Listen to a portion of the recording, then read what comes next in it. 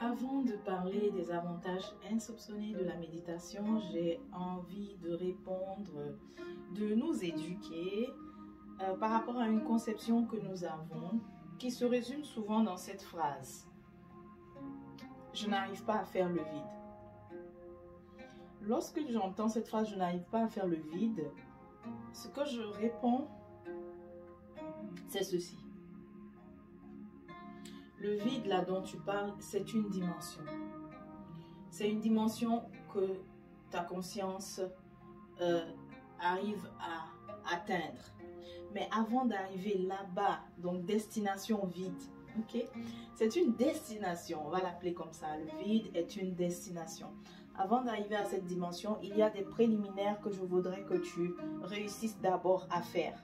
Tu vois? Donc, tu vas partir de là pour arriver là, à la dimension du vide. Donc, à l'étape ici des préliminaires, ce qu'il faut faire, c'est en premier rassembler la troupe. Qui est la troupe? La troupe, ce sont toutes les personnes ou entités que tu as invitées chez toi. Tu as invité en toi. Il y a donc ces entités temporaires ou bien des entités aussi permanentes, on va dire comme ça. Okay? Pendant ce temps, celui qui est fixe et stable et qui agit de façon automatique, c'est celui qu'on appelle le mental. Donc, on fait l'erreur de se focaliser sur lui, alors que lui, il est là et il est automatique. Il ne fait que répondre à une programmation. Il est comme l'ordinateur dans lequel on a inséré simplement des disques et on est en train d'écouter les disques jouer. On veut qu'il s'arrête, mais il est programmé pour jouer. Tu vois?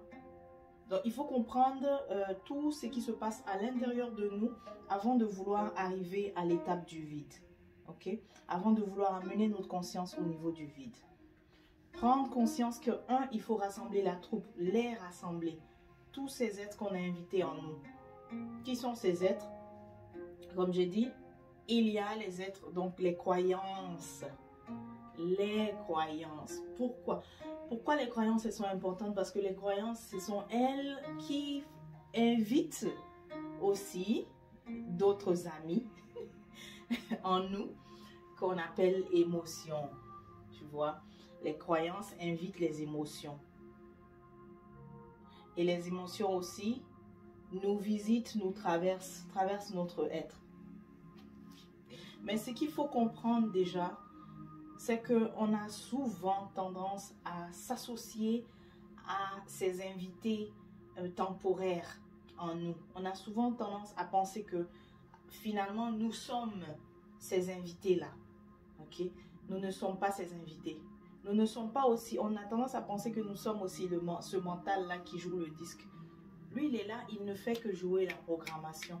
Il joue les disques. Donc, toi, ton être reçoit les croyances que tu as fait venir. Hein, c'est toi qui les as invitées. On ne va pas parler du processus aujourd'hui. Sinon, ça sera trop long. On parle du fait que tu as fait venir les croyances. Les croyances, elles, finalement, le mental est là, il joue le disque. Et ces croyances invitent aussi les émotions. Et les émotions aussi, elles traversent. L'erreur qu'on fait, c'est qu'on s'associe à ces croyances, qu'on s'associe à ces émotions. Ok? Parmi les croyances, il y a exemple l'autosabotage. Je ne vaux pas la peine, ça ne va pas marcher, je gâche tout dans la vie, etc. Je suis toujours bloquée, je suis victime. Tu vois, tout ça, elles sont nombreuses et c'est toi qui les as invitées en toi, dans ton être. C'est toi qui les as invités là. Mais tu n'es pas toute cette troupe. Toi, tu es au-dessus là. Tu es le big boss comme je t'appelle. Donc, il faut que tu arrives à réaliser que tu dois te situer ton être au niveau de la conscience ici supérieure. Ok? Et maintenant, pour rassembler la troupe, ça va te demander d'écouter, d'observer. C'est le même sens ici pour moi. Écouter et observer ont le même sens pour moi. Tu vois? Tu vas d'abord observer ce qui se passe. Observer ce que tu as construit au fil du temps, au fil des années. Observer toutes ces personnes, toutes ces entités que tu as invitées, n'est-ce pas, en toi. C'est ça que je veux que tu fasses en premier et non dire, ça y est, je m'assois vite, vite, vite. No way, non. Tu t'assois ou bien tu te couches. Tu prends en tout cas la position où tu es confortable et tu vas écouter. Tu vas observer toutes les invités là, tu vois. Donc, c'est comme si tu es dans un merveilleux grand palais, un merveilleux grand château et tu as invité au fil du temps beaucoup de personnes. Ensuite, tu vas aller chercher la position, n'est-ce pas, la plus élevée possible dans ce château, dans ce palais de roi ou de reine. Le plus haut possible, tu vas aller au balcon et maintenant tu vas les regarder d'en bas. Tu es situé là en haut, tu vas les regarder, tu vas les observer faire ce qu'elles font. Ah, celle-ci, elle est en train de déborder, elle exagère. Ça, c'est ce qu'il ne faut pas faire. Tu les as invitées. Elle est en train de déborder, c'est parce que tu l'as invitée pour qu'elle vienne déborder comme ça. Tu les as toutes invitées dans ton merveilleux grand château, dans ton merveilleux grand palais. Tu vois? L'autre, elle vient, elle fait du n'importe quoi, mais tu l'as invitée pour qu'elle vienne et fasse ça. Tu te situes là au balcon et tu les observes. C'est ça l'étape 1. C'est ça le préliminaire. C'est ça qu'il faut réussir d'abord. Ok? Une fois que tu as réussi à faire ça, à les observer, sans jugement, à les observer dans la toute neutralité possible, là, par la suite, on pourra parler d'amener maintenant ta conscience dans certaines dimensions, n'est-ce pas? Tu vois, c'est crucial d'arriver là. D'abord, c'est crucial de rassembler la troupe, de ramener tout le monde vers le cœur. Parce qu'elles sont toutes en toi et elles ne collaborent pas en fait. Elles sont toutes en toi et chacune a des objectifs différents, variés. Tu vois, elles sont toutes en toi mais elles ne fonctionnent pas en symbiose. Tu vois, je te donne juste un petit exemple. Tu peux être là une journée où le mental, lui, il est en train de jouer des disques du passé, de hier, d'avant-hier. Pendant ce temps, le corps, lui, il est prêt. Il veut être dans le présent. Tu vois, pendant ce temps aussi, les croyances, elles sont en train de transmettre au mental les idées d'auto-sabotage. Tu vois comment est-ce que tout est... Il n'y a pas de... Si c'est un bel orchestre, finalement, l'orchestre n'est pas en train de jouer en accord, n'est-ce pas? En accordance, c'est ce qu'on dit. En tout cas, l'orchestre n'est pas en train de jouer comme une merveilleuse symphonie.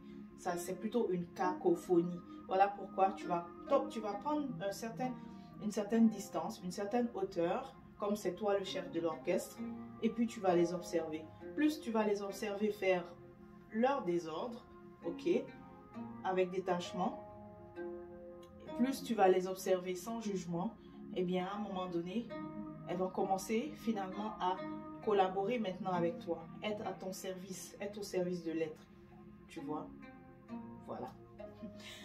Et comment rassembler la troupe? Eh bien, comme j'ai dit, tu t'assois et tu les observes toutes, sans jugement, en toute neutralité. Qu'est-ce qui va t'aider à le faire? C'est de bien respirer surtout, tu vois.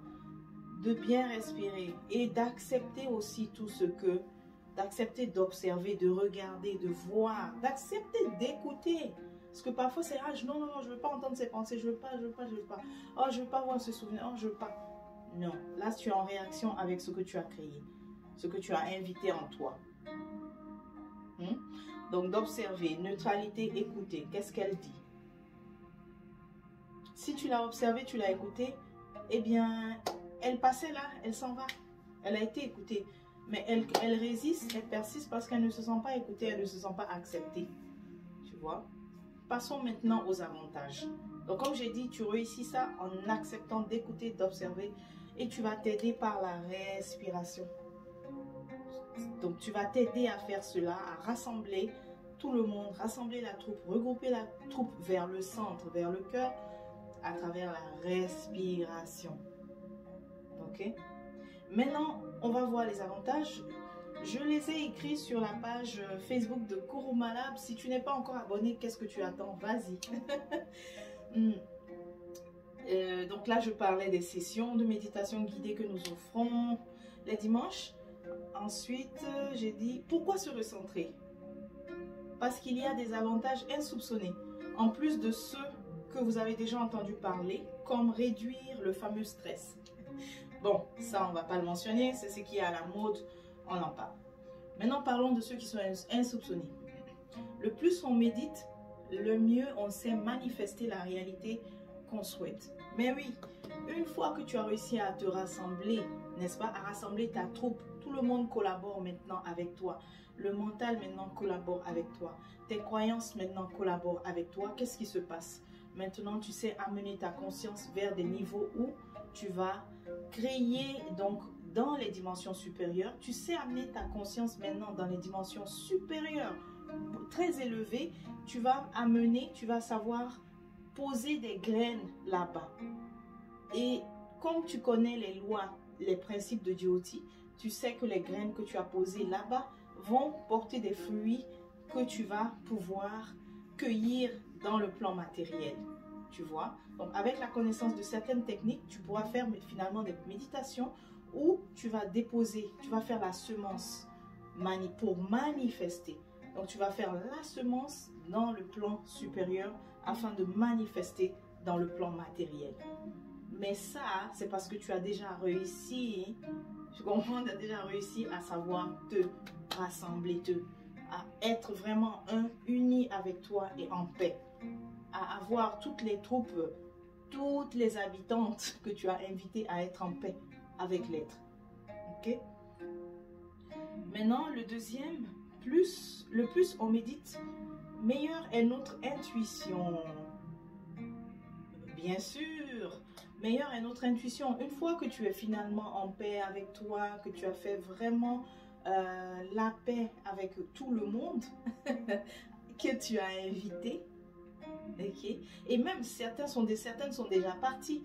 Parce que comme j'ai dit, il y a des invités temporaires, tu vois. Une fois que tu as réussi ça, le calme est là, qu'est-ce qui se passe? Il se passe que tu collabores merveilleusement bien maintenant avec une dimension de toi qu'on appelle ton féminin sacré.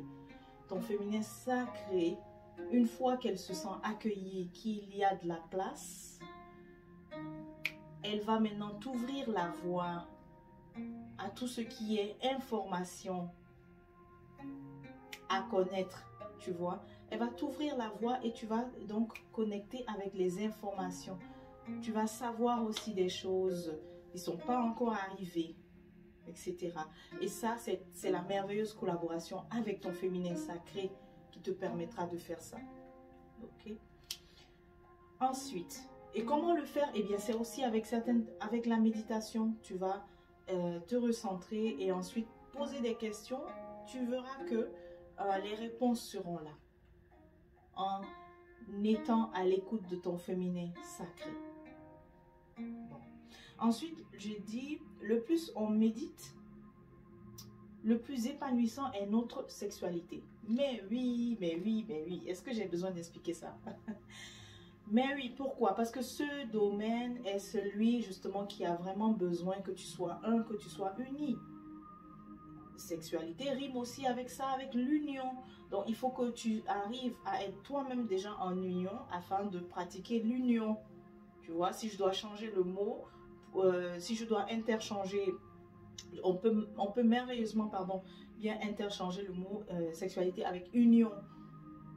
Tu as réussi à faire l'union, donc tu peux pratiquer l'union. Tu as réussi à faire l'union avec toi, tu peux pratiquer l'union avec l'autre. Tu vois, donc c'est pour cela que le plus on médite, le plus ça nous aide dans ce domaine. Et c'est épanouissant aussi. Parce que ce domaine, c'est très profond et ça nous permet vraiment de nous épanouir et également aussi de guérir, de nous connaître, de découvrir aussi d'autres dimensions. Parce que le fait d'être en union, en connexion avec un autre être, eh bien, ça nous ouvre, n'est-ce pas, la voie sur les dimensions de l'autre être. Mais on veut voir les dimensions supérieures aussi de l'autre être. Voilà pourquoi c'est bon d'être en union. Sans quoi, on ne peut pas vraiment s'épanouir dans ce domaine. Okay? Ensuite, le plus on médite, le plus on règle certains déblocages de notre vie, surtout cela combiné à des bains qui dépoussièrent l'aura. Bon, ça, je crois que ça rejoint la première idée où je disais qu'on manifeste, parce que c'est le même principe. Donc, si tu sais te recentrer, tu sauras amener maintenant ta conscience dans les niveaux que tu appelles le problème, et tu sauras aussi amener ta conscience et créer des solutions qui vont finalement se manifester dans le plan matériel, tu vois. Donc, tu fais tout ça grâce à la méditation. Mais n'oublie pas de réussir l'étape 1, c'est de rassembler la troupe, ok? D'abord, de rassembler la troupe avant de vouloir, parce que c'est un peu comme la guerre, quoi. Toi, tu es le général et tu veux partir en guerre, mais que tu n'as pas fait le décompte de combien de soldats que tu as, combien de soldats qui font la défense, combien de soldats sont les soldats temporaires, combien de soldats sont ceux qui font l'attaque. Tu vois, ça te prend tout ça d'abord, de les rassembler la troupe, t'assurer que toute la troupe, ils répondent à tes ordres finalement, et non qu'ils sont devenus un peu dysfonctionnels, chacun fait un peu ce qu'il veut à tout moment, n'importe comment. Est-ce que vous pourrez aller plus loin? Est-ce que vous pourrez aller en guerre comme ça? Ça va pas marcher. Vous allez perdre, vous allez être dispersé, tu ne vas pas gagner en tant que général. Mais donc, c'est important, la première étape. Si tu veux, prends même des années à faire ça, cette première étape. Se recentrer, se rassembler tout le monde, être en paix. Ça te prend donc de t'asseoir et d'observer justement tout ce que tu as invité en toi. D'observer tous les soldats que tu as invités en toi. Et de finalement être dans un état de paix, en fait. D'accord? Pourquoi on ne réussit pas ça? Parce qu'on pense que nous ne sommes pas là. On pense souvent qu'on est en bas ici. On s'associe avec ceux qu'on a invités, mais nous ne sommes pas ceux qu'on a invités. Nous ne sommes pas les peurs, nous ne sommes pas les croyances, nous ne sommes pas non plus le mental. Lui, il est là, il ne fait que jouer le disque. Nous ne sommes pas le DJ, c'est lui. Le DJ, le mental, c'est le DJ. Il joue le disque, il est là pour jouer le disque. On s'associe, on pense que c'est nous. Non, nous, on est là, ok? C'est être là supérieur. Nous sommes là, ce grand loisir est là, c'est nous. Et on accepte qu'on a invité toute une troupe qui joue ici. Et on arrive à finalement les observer avec détachement, avec neutralité, à reprendre finalement le pouvoir sur elles. Et cela passe par faire la paix avec elles. Ça peut prendre du temps, tu comprends? Et une fois qu'on a fait la paix avec elles, là maintenant, on peut dire, ok, nous sommes un. Allons maintenant dans la dimension du vide. Allons dans la dimension des ancêtres. Allons dans la dimension des Nétérous qui vont nous montrer de merveilleuses choses. Allons dans la dimension du futur, etc. Voilà. Donc, c'est tout pour aujourd'hui. J'espère que ça a été utile. On se dit à la prochaine et d'ici là, portez-vous bien.